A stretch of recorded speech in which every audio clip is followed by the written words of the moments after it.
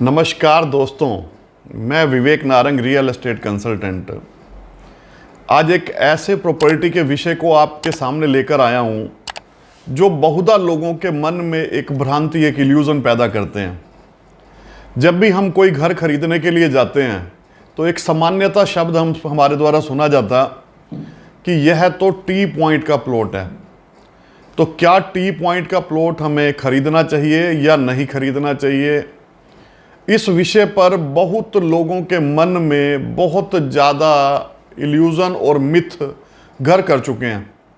इस ब्लॉग के माध्यम से दोस्तों मैं आपको ये बताना चाहता हूँ कि ये ब्लॉग यदि आप पूरा देखेंगे तो इस विषय में आपका भविष्य में कोई भी मिथ नहीं रह पाएगा शेष।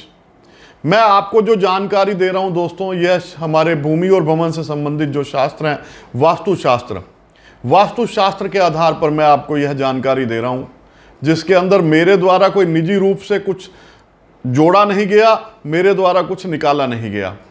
तो दोस्तों, हमारी भूमि और भवन के हिसाब से हमारी दिशाएं 4 प्रमुख दिशाएं दोस्तों, पूर्व, पश्चिम, उत्तर और दक्षिण। सामान्यतः क्या होता है कि जैसे पूर्व दिशा है तो पूर्व दिशा के अंदर वास्तुशास्त्र के हिसाब से हम उत्तर पूर्व कॉर्नर के अंदर अपने घर का गेट लगाते हैं। वो गेट इसलिए उत्तर पूर्व की दिशा में लगाया जाता है क्योंकि यह प्रसिद्धि और मान सम्मान और धन का द्योतक होता।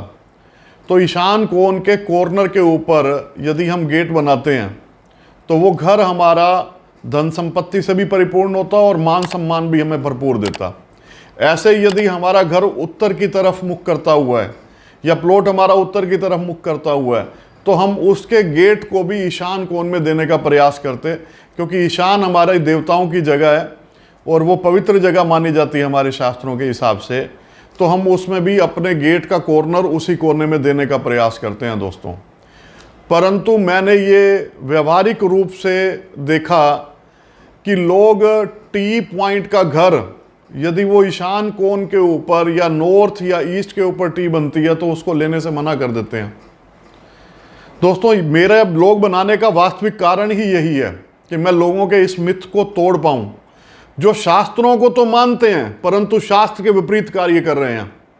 दोस्तों, यदि आपको कोई पूर्व दिशा का भूखंड मिलता है और उसके उत्तर पूर्व कॉर्नर पर आपको टी पॉइंट मिलती है, कि टी पॉइंट का अभिप्राय है कि कोई रोड पर्टिकुलर उसी पॉइंट के ऊपर टक्कर मार रही है तो उसको हम टी पॉइंट बोलते हैं, तो वह घर उत्तम से भी उत्तम कहलाएगा दोस्तों।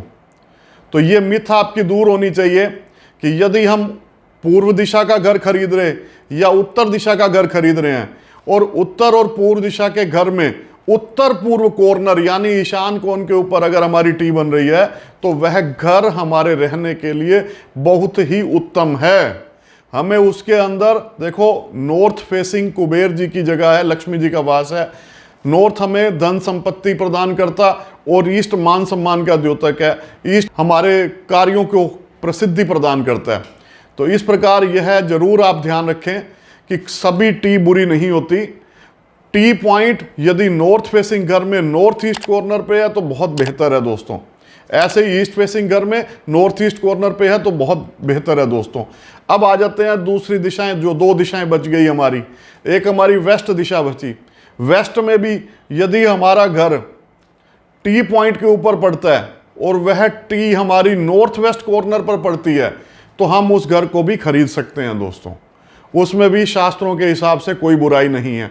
ऐसे ही अगर हम दक्षिण दिशा के भूखंड को खरीदते हैं और हमारे दक्षिण दिशा का वो कोना जो ईस्ट की साइड पर पड़ता है, अर्थात साउथ ईस्ट कॉर्नर, जिसको हम आग्नेय कोण बोलते हैं, तो भी वह बहुधा खराब करने वाले परिणाम नहीं देता। तो दोस्तों, आपने ये स्मरण रखना है, ये मैंने आपको 90 डिग्री के एंगल पर बनने वाली दिशाओं के बारे में बताया, जिसमें दिशाएं बिल्कुल सीधी हैं। घर या तो पूर्णतया ईस्ट फेसिंग है, पूर्णतया वेस्ट फेसिंग है, पूर्णतया नॉर्थ फेसिंग है या पूर्णतया साउथ फेसिंग है। अब मैं आपको बताता हूं कि वास्तु की भाषा में कुछ भूखंड हमारे ऐसे होते हैं जो 90 डिग्री के एंगल पर नहीं होते। वो उनको हम वास्तु की भाषा में विदिशा भूखंड कहते हैं, जिसके अंदर हमारा घर का जो फेसिंग है, यदि हम वास्तु के कंपास पर चेक करेंगे, ऐसे कंपास पर, तो वो हमें नॉर्थ एक कोने में डायगोनली शो करता है और ईस्ट डायगोनली शो करता है, तो इस घर को हम नॉर्थ ईस्ट का घर कहते हैं। इनमें भी यदि आपका नॉर्थ ईस्ट की टी बनती है तो आप उस घर को अपना बिना किसी वहम के अवश्य खरीदें, वह सामान्य घरों से भी अच्छे परिणाम आपको देगा दोस्तों।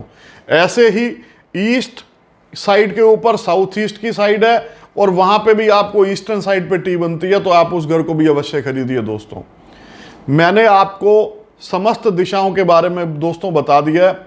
अब आपके मन में कोई भ्रांति नहीं रहनी चाहिए, सभी टी बुरी नहीं होती।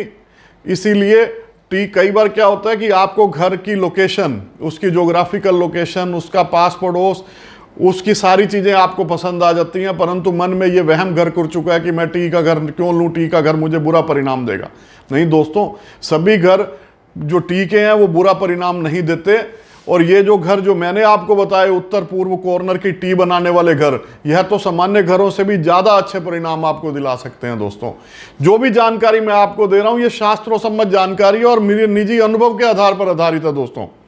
तो अपने मन से इस भ्रांति को निकाल दें और अपना कभी भी कोई प्लॉट का आपको अवसर मिलता है ऐसा जिस घर को आपको खरीदने से लाभ हो रहा आपको, तो आप उसको अवश्य खरीदें और अपनी ज़रूरतों को जरूर पूरा करें दोस्तों। मेरे इस ब्लॉग को बनाने का केवल सामाजिक उद्देश्य है दोस्तों।